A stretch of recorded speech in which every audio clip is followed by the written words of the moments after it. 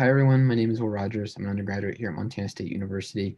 I want to give a quick introduction to my poster presentation. Here we studied whether or not predators affect the nest site selection of bobwhite quail.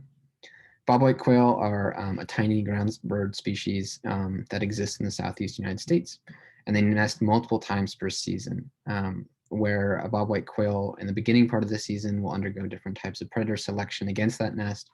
And in the future, we asked whether or not they change their selection on habitat level attributes to maybe adjust the predation risk that they face. So essentially, are bobwhite quail learning to nest in less risky habitat over the course of a season? We studied this on a property in northern Florida.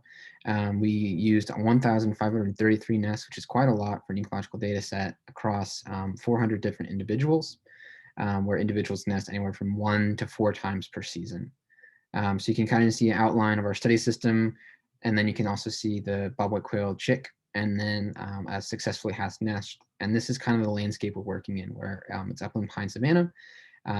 It's really high conservation status, and it's a great ecological system to study. So in general, we just asked if habitat selection is occurring. So are bobwhite quail selecting different habitat attributes than we would expect at random? So we used a bunch of paired random sites for each actual nest that were within buffers, and then we asked whether or not they were statistically different from one another. And so you can see there's quite heavy effects going on for the effective burn type across a season, as well as distance to edge, distance to roads, and habitat type. So whether or not they're nesting in true upland pine or an experimental pine field plot, or whether they're nesting in a hardwood bottom drain or a fallow field. However, we didn't find statistical evidence really that there was differences in selection or nest site survival across different habitat attributes. There seemed to be some effective survival on distance to drain, but only when you include distance and interaction with the burn type of that specific site. And there's less evidence in general for distance to road or the burn type by season date. We found that bobwhite quail do tend to change their nest site distances. So you can see here in this bottom graphic, the time between their nests here in this middle graphic, and to some degree, the distance to drains based on the predation status of their first nest. So in general, nests that are successful tend to take longer, or birds that have a successful first nest take longer in nesting their second time or iterative times, which makes sense because they're caring for a brood during that period. And in general as well, bobwhite quail that are more successful tend to nest closer to their initial nesting attempts. So nests that are unsuccessful tend to nest farther away from the initial nesting attempt, which means that they might be learning that that current area is risky and they're just moving a farther distance away to try to find a safer place, but maybe that safer place is not necessarily known by the bobwhite quail. There's less evidence statistically that there's a difference in distance to drain between nesting attempts based on first nest success.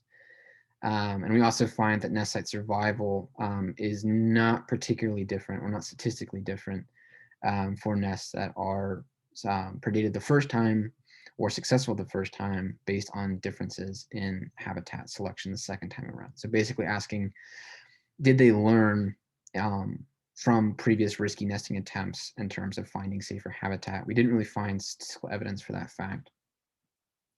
However, we did find that they change investment. So essentially, when we think about the reproductive investment that an individual undergoes to try to produce offspring and pass on its genes, we found that the time between nests and the first nest clutch size were all related to investment in the second nest clutch size. And similarly, birds that were closer to edge tended to have larger nest sizes that were successful, and birds that were farther from edge tended to have more predated nest sites with larger clutch sizes.